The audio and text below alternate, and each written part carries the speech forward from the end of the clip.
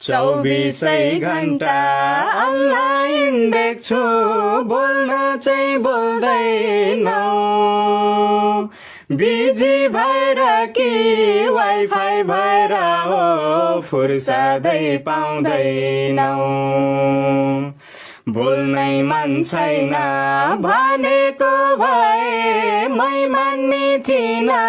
र जवाफ देऊ मेसेज सिन गरी रिप्लाई गर्दैनौ किन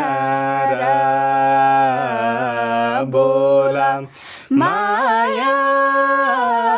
बोल्ने काम गर नबोल्ने